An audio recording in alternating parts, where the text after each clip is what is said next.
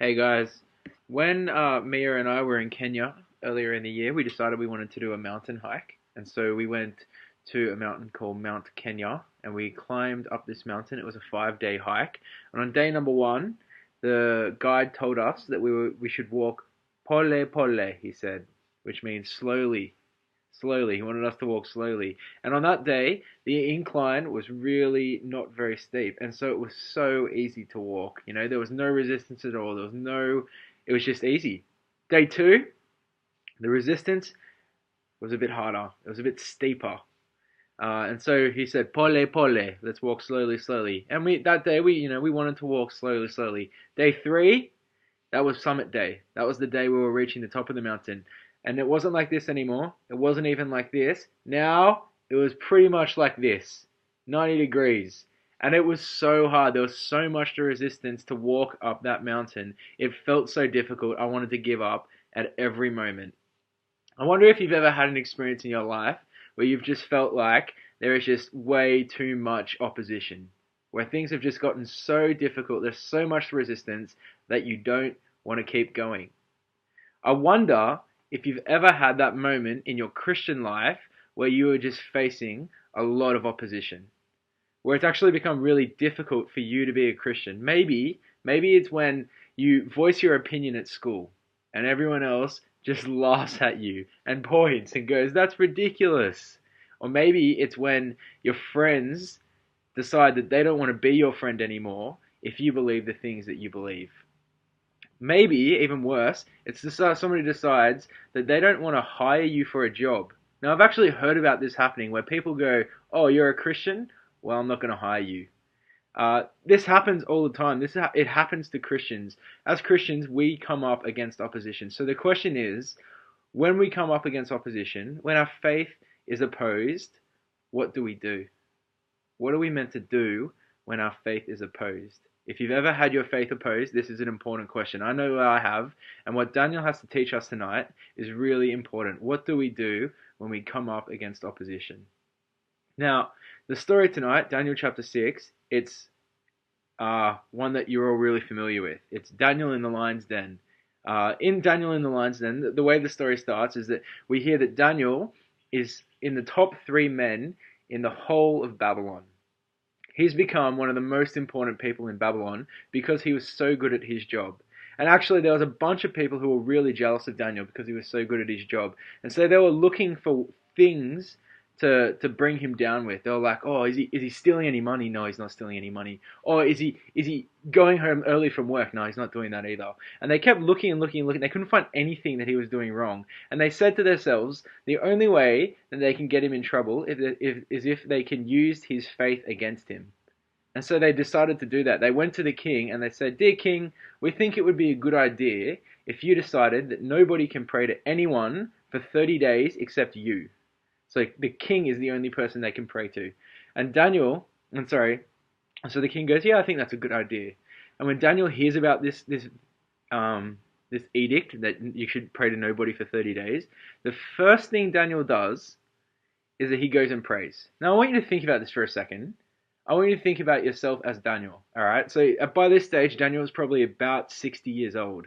He's an old man, and he's reached the absolute pinnacle of his career. He is in the top 3 political guides in the whole of Babylon. That is a big deal. In terms of uh,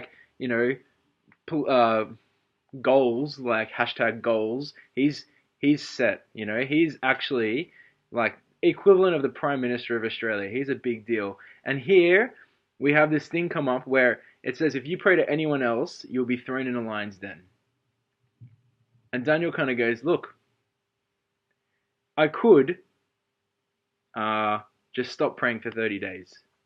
How easy is that?" Sometimes I feel like stopping praying for 30 days just so I can have more me time. That's what Daniel thinks. He goes, "I could stop praying for 30 days, and that way I stay in my job, I don't get thrown in a lion's den, it's all good."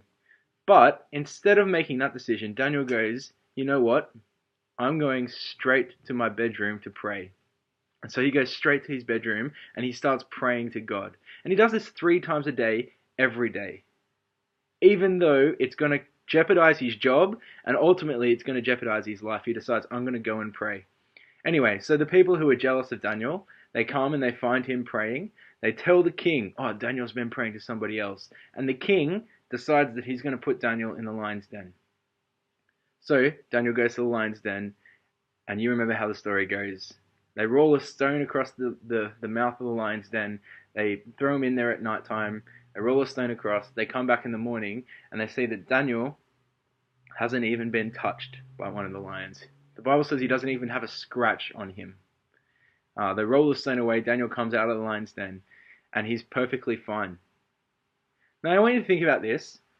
In that moment when Daniel faced opposition, what did he do? He had two options. The first option was he could give in. How easy would it have been for Daniel to give in? He just makes the decision, okay, I'm just going to not pray for 30 days. 30 days is nothing. You know, he can get away with not praying for 30 days. He could have given in. Second option, he can do what is right and trust God. He can do what is right and trust God. And so Daniel decides to do that. He's going to go to his bedroom, open his windows, and pray 3 times a day. He's going to do what is right and trust God. Now, I think we face the same situation all the time. When we come up against opposition, when our faith comes up against opposition, we've got 2 choices. Firstly, we can give in. It's always a choice. You can give in. But Daniel models for us the right choice, the second choice. We should trust God and know that He has a better plan for our lives. Now, Daniel, for trusting God, he got thrown in the lion's den. And when we trust God, we're probably going to get into some sticky situations as well. Life's not going to be perfect when we trust God all the time. But the other cool thing is that when Daniel is thrown into the lion's den, God takes care of him. And we know that when we are in sticky situations, God will take care of us. He will take care of us. He'll deliver us from those situations. If not in that moment, then ultimately, when He brings us into heaven, He delivers us. Now, because remember, Daniel is rescued from the lion's den, but he's still in exile. He's still away from his promised land. He's still a stranger. So even though he's delivered from that little circumstance, the big circumstance still sucks for Daniel.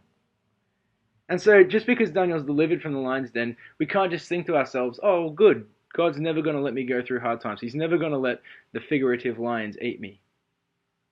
Because sometimes God lets us go through difficult situations, but we know that even when we're in difficult situations, God has a plan and He's ultimately going to save us. He's ultimately going to save us from all trouble. He's ultimately going to save us from all injustice. And ultimately, we can trust Him because He gives us an opportunity to spend eternity with Him. So the question was, what do we do when we face opposition? And the answer that Daniel gives us is that we need to trust God with our future. We need to trust God with our future. Thanks, guys. Enjoy your night.